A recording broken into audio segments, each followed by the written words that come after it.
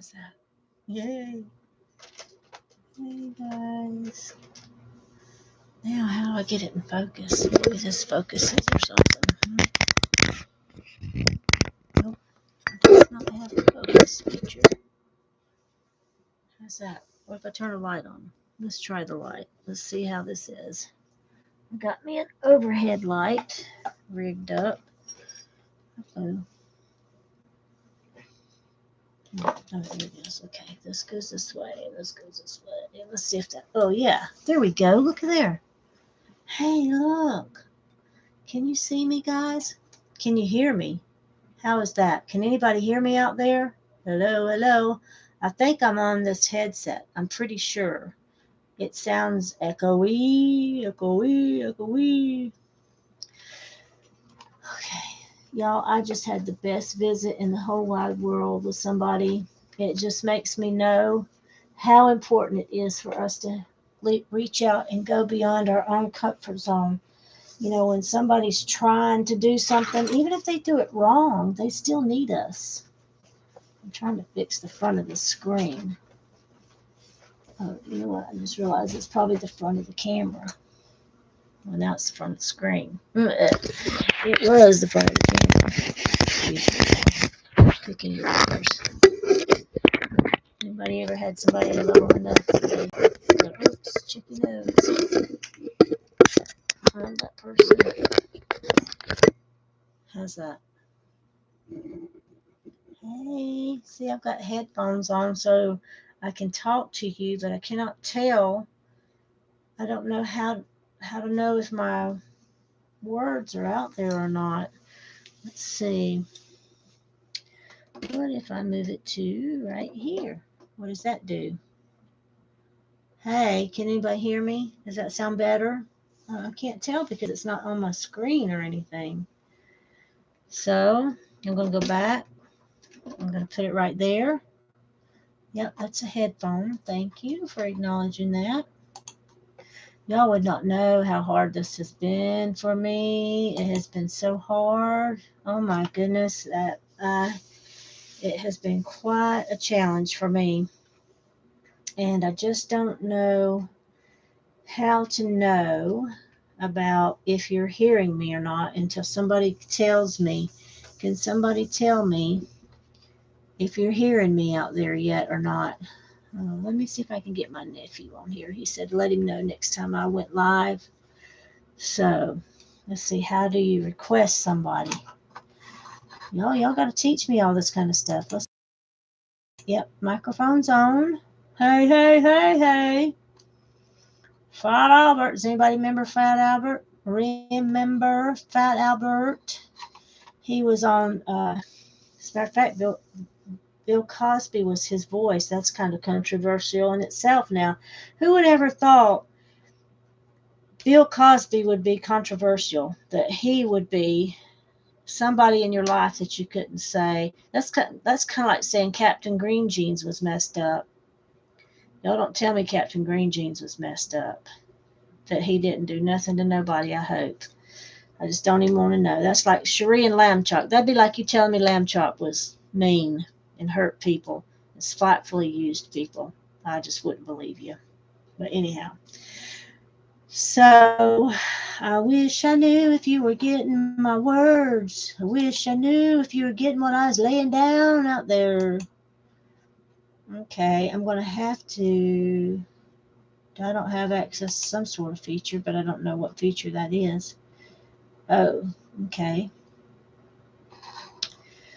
Okay, so what I want to talk to you about is when somebody comes to you and they need help and you don't feel comfortable helping them, what should you do? And why do you feel uncomfortable about helping them? And I'm going to write this down because this is totally not anything I had in mind to talk to you about. It's just this has been laid in my lap this evening. Somebody was talking to me about their sobriety and how they became sober and how they had to do it completely on their own. They didn't have any support from anybody that they loved. Everybody just, told them, get better, get well. But nobody would actually let them in their home or give them a job And they have all that now, thanks to one person who believed in them or would go out beyond their comfort zone to help somebody. And that's what we have to do. We have to realize that it's not comfortable. It is not comfortable helping someone, more than likely. But, everybody he reached out to was done. They just did not feel or have the desire to help him in any kind of way. Um, so, okay, let's just say somebody comes to you for help and you're not comfortable helping them. What can you do? Well, there's people you can call, but nobody wants to go into a facility or to um, maybe they don't want to go into a home or the common places that you think of. What if they won't do that? You may just have to feed them and let them get a shower at your place and then move on to their next port or whatever. But you can't legitimately, in my book, just completely turn somebody away. Now, if it's bigger than you and badder than you, and you need to get some outside help and some outside resources, that's a different thing. But I think when somebody reaches out, we need to help them find the resources that they need and not just let them hang out there on their own. Um, and I know that if you ever have the courage to fight that battle and say, hey, I need some help, it's hard to find help. It's hard to find something that fits to you. The same recovery does not fit. Um, who do I hear? The same recovery does not fit. So it's not a one size fits all. It's not so. One recovery does not fit all. I'm taking notes because, like I said, this was not even what I had in mind. But so I know it's not comfortable, and not every recovery is the same, and not every body is set up. You may have a partner or spouse that everybody doesn't have. Uh, they don't have the resources. Everybody does not have the resources to help. They may have a spouse or a partner that says, no way, get that drug addict on away from here. A spouse or a partner or a landlord even. A landlord could say, no, you can't have that loser or any other loser or any other person in this house also. That you just might not can help them. But what can you do? What about the church? Can you call the church? I mean, I'm serious, people. I know a Bridgeway in Fort Walton Beach. I know a lot of times they can help you. And Fort Walton Beach Hospital, um, most of the time, well, always, you can go to Fort Walton Beach Hospital and tell them you need help. And they're going to ask you if you feel like hurting yourself or anybody else. So be careful how you answer those things. But you can get help there. But when I was there, were mean to me. They might not be mean to you, but some people are mean to me because they think I've, you know, got it made or had it made in the past, or I don't know. I give, if somebody will take the time to know me, they'll know that I've got a good heart and a good soul and a good spirit, and I will help however I can. But a lot of people think that I'm better than other people, and for no stretch of it, no, there's no part of that inside of me about. I think everybody's the same color as me, the same size as me, the same everything as me. Um, I don't look at I look at people like they're me. I don't think that because I have bleached blonde hair that I'm prettier because you don't. I don't. I'm not that kind of person, and people can tell you that know me that um, I'll give you the shirt off my back, or at least one like it. you know.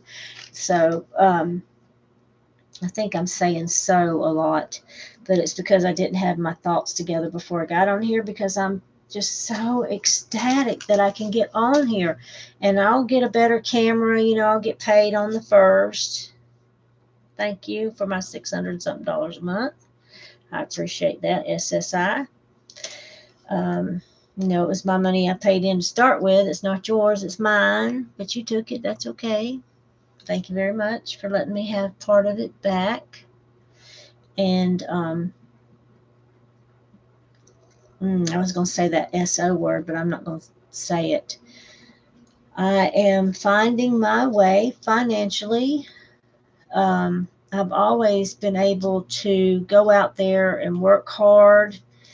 I've always been able to work smart. That's where you make every step count. I've worked hard, I've worked smart, and I've worked where nobody else would do the job. So what do you call that? I've worked stupid. I've worked stupid.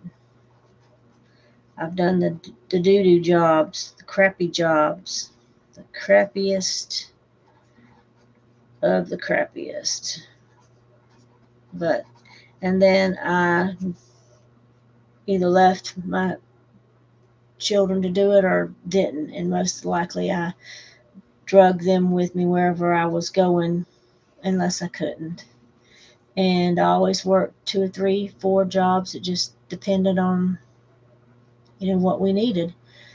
And I have been a taxi driver. Y'all, that is fun. Let me tell you, there are some experiences to be had. It is enlightening and it is exciting. I had, for example, a guy get in my car after he was being thrown out of the bar, which I didn't realize that when I accepted the ride. When my dispatch gave me the ride and I accepted it, I didn't realize it was a man that had been belligerent. And so I get him, and he starts telling me how he's not going to hurt me, but he hurts people. That's what he does. That's what he's always done. But he's not going to hurt me because I'm different, and so on and so forth. And I said, I know you're not going to hurt me. I can tell you that. And then he kind of leans back from the seat where he had leaned so far forward. He said, well, she called me out, didn't she? And so he scoots back. And then it comes time to turn down into his street. And he tells me the opposite direction to go. Then I hope y'all are hearing all this. He tells me the opposite direction to go, which would have caused me to gotten lost down in the opposite direction. It was more dark and windy and dirt roads. And it was much better for me to go left like I was going to do. And so we get to his place where he's supposed to get out, and 2 people meet me outside to get him, which I was grateful for. And then he became really belligerent toward me. And then a lady and the man are trying to talk him out to get out of the car and to pay me. He was not going to pay me. And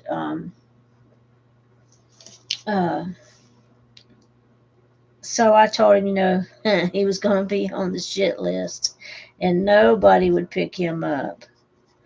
And he was like, oh, no, I don't want to be on that list. I need to be able to call a taxi. And I said, well, you better pay me then if you want to be able to be picked up by a taxi, because I will let it be known that you are a bad person for them to pick up. And so he at this point, he's refused. And then by now, he's just throwing wads of money at me. And so I just start picking up the money and poking it in my little pouch I had and told him to get out of my car. And he got out, and those 2 people escorted him physically away from my car. And I backed up and pulled out, and I've never seen that man again. I've seen those other people since. I know who they are, but I didn't know who that man was. But he was, oh, God, he talked so ugly to that woman, y'all. He used words that I have never heard before. And but so it's been an interesting flight. I'm live, huh? Okay, you want to close my door? Okay. Oh, thank you, son. Thank you for doing that. Yay! Now I can do my protein shake. I'll do it when I get off of here. Thank you, Bubby. My son got milk. We had ran out of milk, and I've started trying to, instead of doing extra meals and stuff like that, I'm choosing to do a protein shake instead, and it fills me up, and then it keeps my sugar levels low, which causes you to burn calories and ketose. I think that's what they call it. I'm sure you know more about it than I do. And let's see if this works different than right there. I think it's not supposed to be there. Just plug the device into the jack. Audio manager. I don't know if y'all were hearing me or not. Oh, that sounds better. That sounds different, I think. Whoa, whoa, whoa, whoa, whoa. I don't know. Let's try this one again. How about that? Oh, look, there you are again. Okay, there you go. I forget why I was telling you that story. It's just an interesting story. That's what it was. It's just an interesting story. I had one that had split personalities. That was a real trip. I'm telling you what, that was not. Ooh, that still gives me the creeps when I think about it. But I'm trying to think how that went. I was taking him to Rosemary, and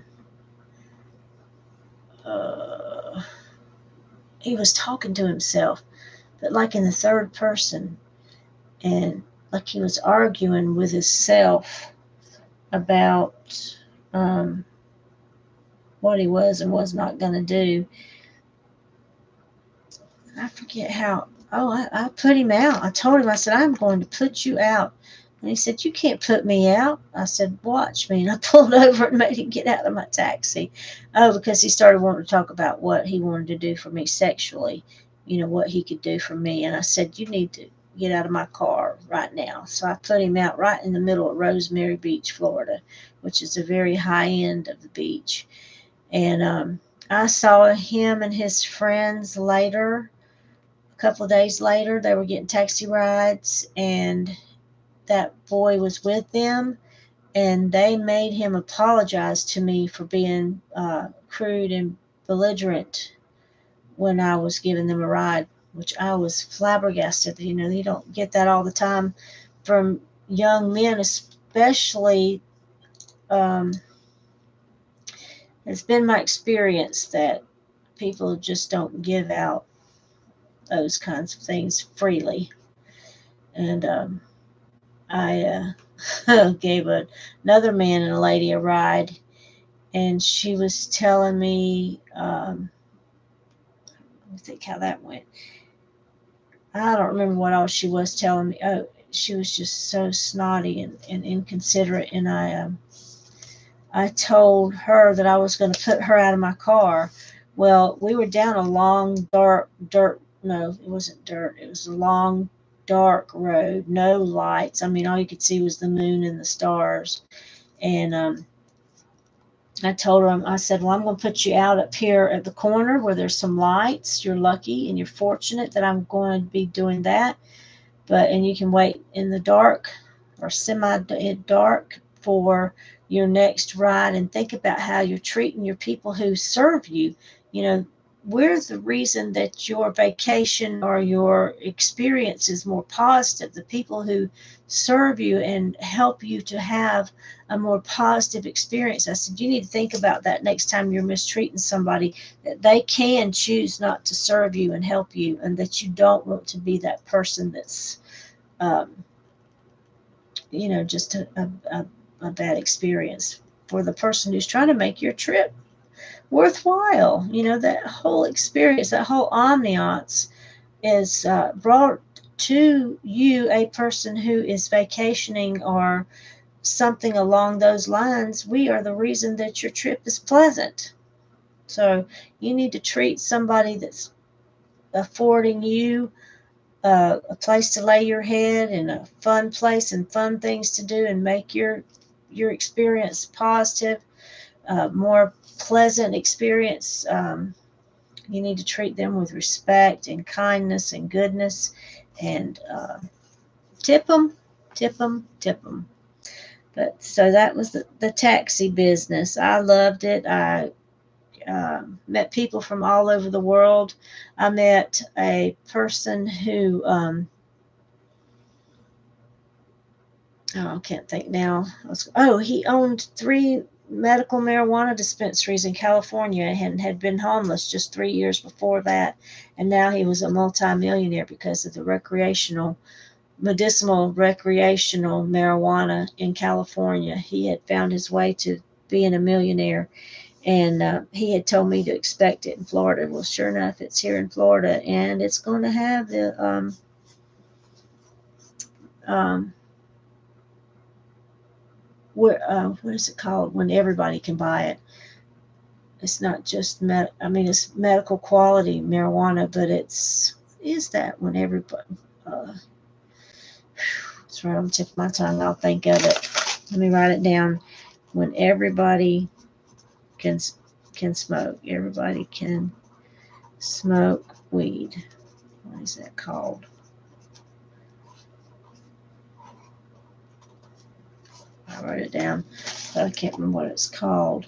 It'll come to me, and I'll write it down so I can tell y'all. But if anybody has any experiences they want to share with us and how they came through the other side or how they're still fighting to come out through the other side, it will be greatly appreciated. Anything that y'all can teach us or share with us that can be helpful or kind, I would appreciate it. You know, we don't know everything. We don't know everything you know. You know so much more than I know, or the person beside you knows more than you know. So it's important for us. You know, your victory is your sharing. Your victory is in sharing your story. It says that in the Bible. I don't know the exact words, but that is your victory, and how you get loose of what has a hold of you is by realizing that your victory is in sharing your story. And my nephew was sharing his story with me this evening, and I'm so grateful. That is such a privilege for him to share with me, and because I know it's new for him to talk about it and uh, to share it. It's all new for him, and but it is so important to tell your story, and otherwise it just can be smothering for you, and it can turn into a negative thing instead of a positive thing, and it just becomes nothing if you don't tell it, if you don't share it. Write it down. Do something to share your story. And I mean in a way that somebody that's going through it can feel that Holy Spirit presence in your story so that it is shared, so that the other person that's needing help, the other person that's needing your story, gets to hear it. Take pictures. Pictures are a great way to tell a story, to tell how you're feeling and how you feel about that person. So I'm going to write that down too. Take pictures. Um, that's your story as well. That's your story too. Let's take pictures. There we go. So I'm going to leave you with it for right now until I can learn how to get this blurriness out. I think that's because I'm so far away, maybe. Can you guys see me? Good night. I'll see you after a while, because I'm sure I won't be able to stay away from you forever, because I'm just in love with you guys. I thank you for sharing my story and sharing your time with me, because it would not be anything without you. Without you, I don't have a leg to stand on. Without you, I have no story. Without you, I can't give my testimony. So thank you for being here with me. Thank you for sharing with me. And thank you for teaching me, because I read your comments. I might not get to comment back, but I read your comments and I learn from them. And I'll give you an example. It's the same one I give all the time, but it just sticks with me. Is forget. Oh, I drew a blank. I'll have to write it down as I think of it. That's why I write things down, because then I can come back and talk about them again. And but I know we were talking about writing down your testimony. Write your testimony and write your story, which is the same thing.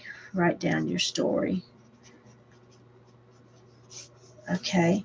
And I just love you guys. I just love being here with you. I just really do. It just makes me feel so good. It makes me feel, and like I've said, I know my John Boy's life is not in vain, because God is using it mightily, and He is using it all over the world. But that's because I am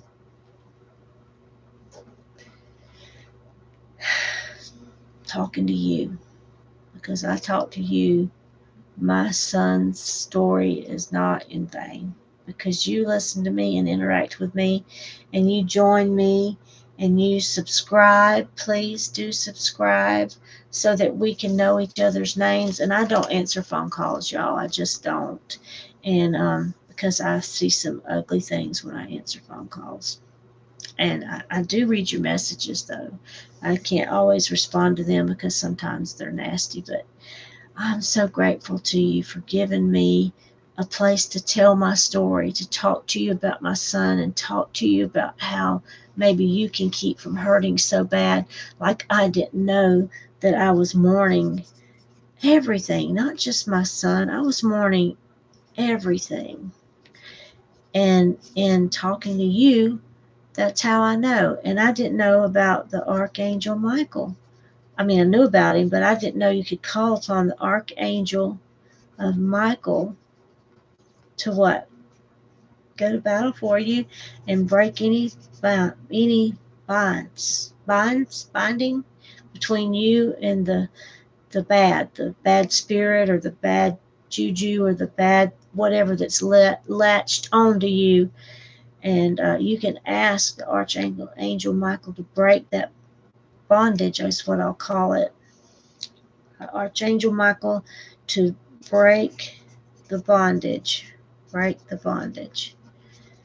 And I wouldn't know that if I hadn't been talking to you, because I read that with trauma bonding. I don't know if anybody knows or is familiar with trauma bonding. And somebody on there was talking about asking the Archangel to break that bondage, or break that energy, negative energy or bad energies that had latched on to yourself because of that negative energy being practiced against you. Oh, Holy Father, that just made me know something. I have got to pray that prayer that Archangel Michael would come against all that has latched onto me due to the negative that has been spoken to me and over me. And I rebuke that in the name of Jesus over my children and grandchildren as well, in the holy name of Jesus. Amen. We break that bondage, Archangel Michael. All right, y'all, I'm going to get off of here. I might be on here again after a while. I'm going to learn the right time to be on here. And if you have a time that you prefer that I come on, you just let me know, okay? You just let me know. I'm going to try to get good. I'm going to get good at this, okay? I am going to get good at this for you and with you. And for me, it helps me so much. It's such great therapy. You know, I never wanted to talk to anybody about my John's death. And now here I am talking to you, because I don't want you to suffer a long time like I did. I have suffered for so long, so deeply. And if it, ow, ooh, that hurt. If we can interact with each other and not suffer as long and as hard, I will be pleased. And my John will have a place here on this earth. He will still be because of me getting to talk to you. So God bless you. I love you. and I will talk to you later. God bless you. God bless you. God bless you. I love you. I love you. I love you. Amen and good night, y'all. Good night.